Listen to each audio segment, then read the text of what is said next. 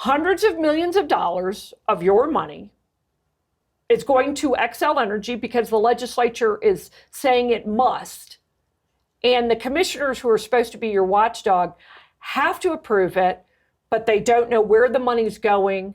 They don't know what projects are being prioritized. They say it's inadequate. They say it's incomplete and internally inconsistent. And I'm not even certain what that means.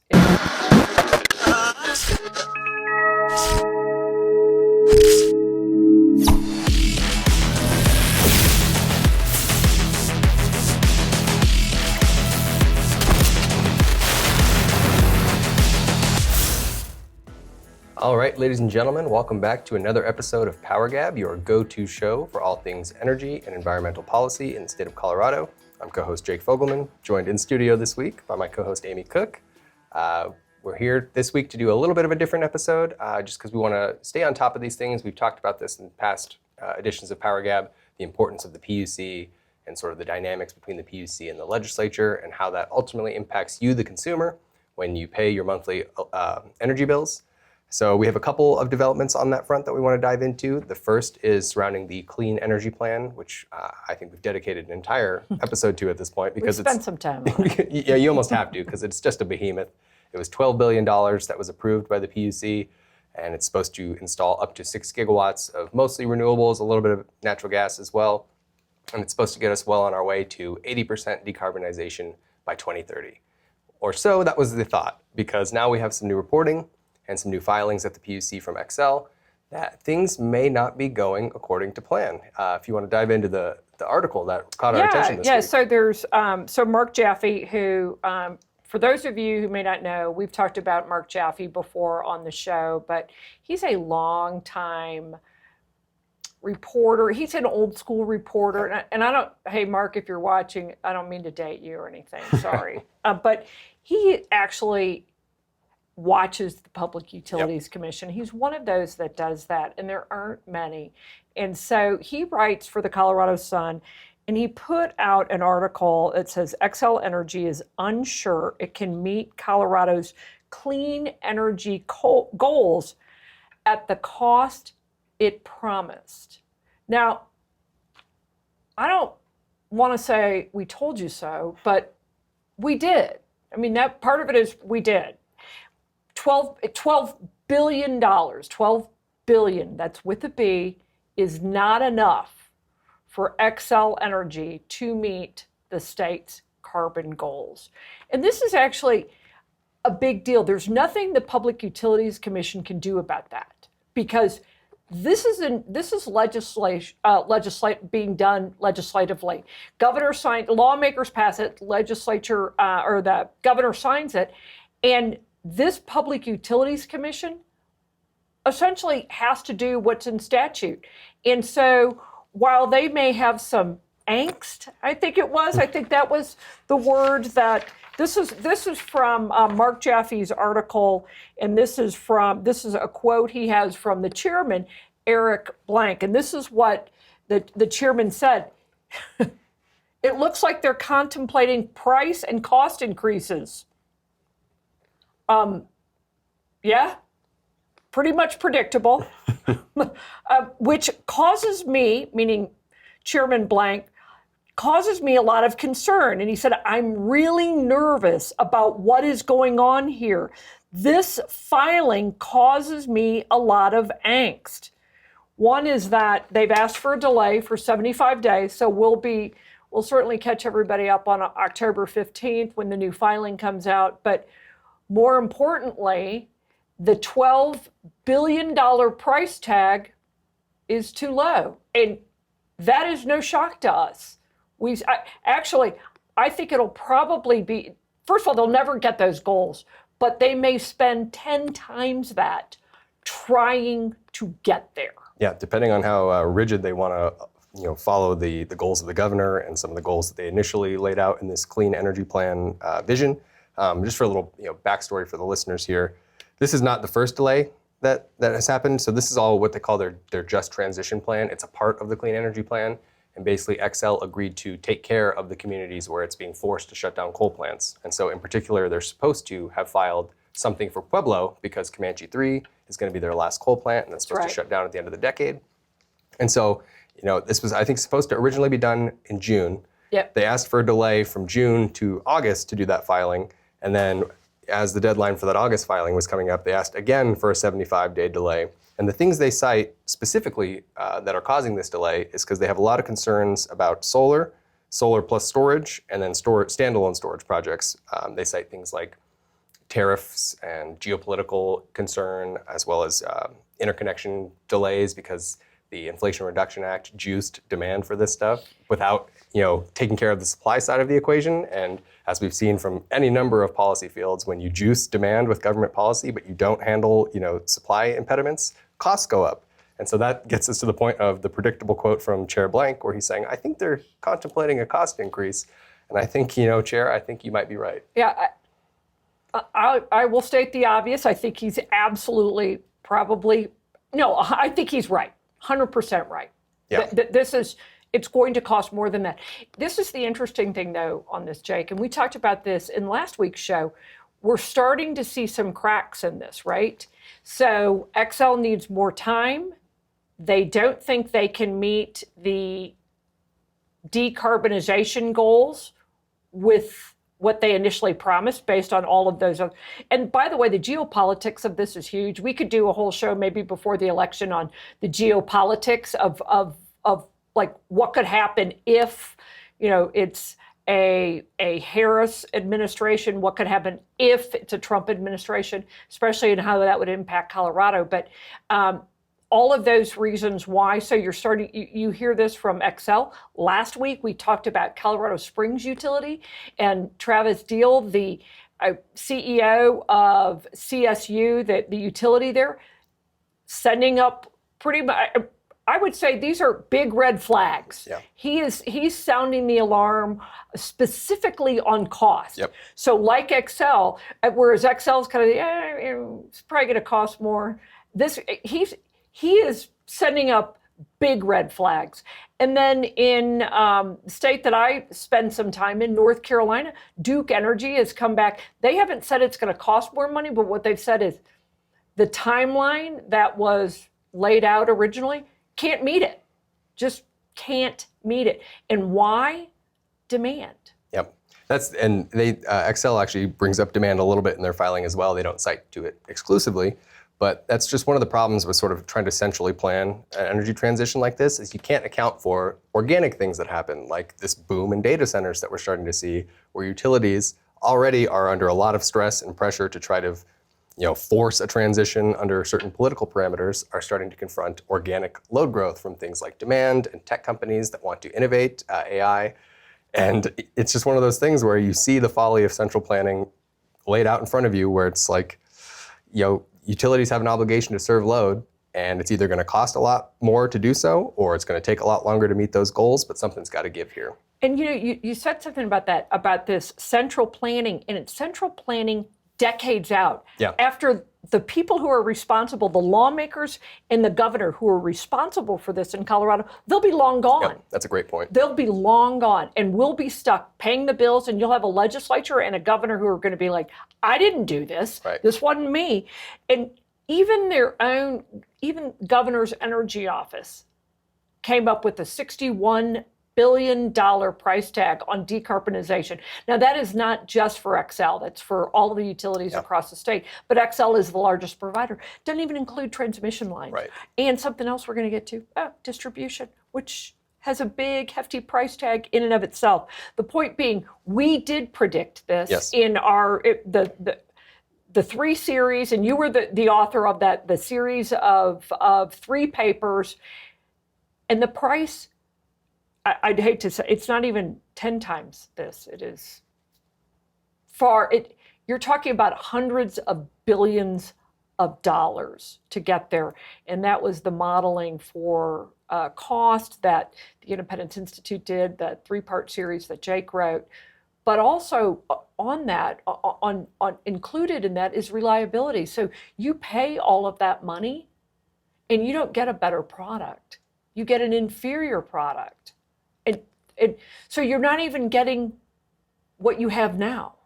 It seems crazy to say $12 billion is just a drop in the bucket or it's just peanuts. But when we're talking about the sheer size and scope of this, so-called transition, it really is, I hate to say. It's enormous. But you brought up the second topic we're going to talk about today because there's another component. In fact, this very same weekly PUC meeting where the discussion of the Clean Energy Plan happened, they talked about the distribution side.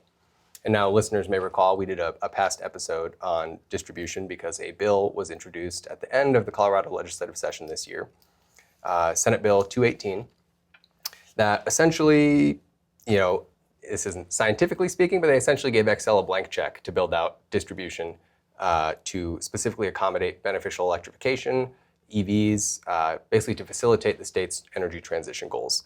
And we at the time were sort of sounding the alarm about, what happens when you give a monopoly utility a blank check? And, you took to calling it the Fenberg rider after the outgoing Senate President Steve Fenberg, because he was the prime sponsor of this measure. You wrote a great op-ed, which we will link to in the show notes so people can go back to see what Amy was predicting with the upcoming news here. So the short of it is they've approved the first bit of cost recovery that XCel gets to do. This isn't going to be the end of the story by any means, but I think it's $1 and... It's about $1.12. Yeah, about $1.12 a month that it's going to be added as a charge on your energy bills starting very soon. And the way they had to approve this is they were under, kind of to your point, they were forced by the legislature. They were under duress. I want to quote what Chair Eric Blank, to bring him up again, what he said specifically when this came up as the topic at the meeting. He talked about XCel's filing to do this cost recovery mechanism, and he said the filing is generally incomplete, inadequate, internally inconsistent, and raises more questions than it answers. However, Section 4 of Senate Bill 218 essentially forces their hand. So they approved this charge that captive ratepayers like you and I that are going to be under XCel's territory have no choice but to pay. And they said themselves in this meeting that, under normal circumstances, this is probably not something they would have approved, but the legislature forced their hand. Yeah, and I wrote that I thought it would be hundreds of millions of dollars, and Chairman Blank said it's a $600 million filing. Yeah. I mean, $600 million. I remember when $600 million was real money. And so you might think, it's only $1.12 and it's for distribution. This is just the first. Right. This isn't going to end. This is just the first.